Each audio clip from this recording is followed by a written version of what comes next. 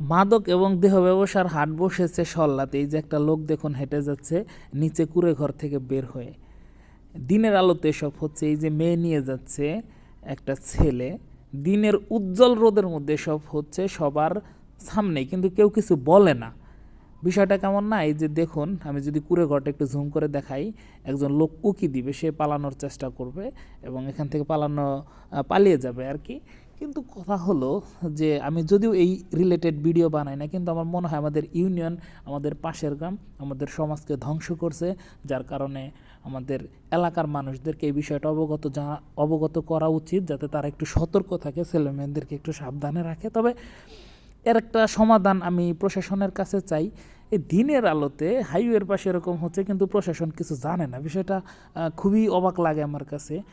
এই ব্যবসাটা দীর্ঘদিন যাবৎ হচ্ছে। এই যে দেখতে পাচ্ছেন যে কি পরিমাণ আলোর মধ্যে তারা স্বাচ্ছন্দ্যে ব্যবসা করে যাচ্ছে, মাদকের ব্যবসা, দেহ ব্যবসা, কিন্তু কেউ কিছু বলে না। মনে হয় কোনো শক্তিশালী ব্যক্তির হাত আছে, না হলে এটা কেমনে সম্ভব? একটা ছোট ভাই সংবাদ প্রকাশ করার পর তাকে জবাই করার হুমকি দিছে, তাহলে বুঝেন যে তারা কতটা শক্তিশালী হলে এই ধরনের চিন্তাধারা করে।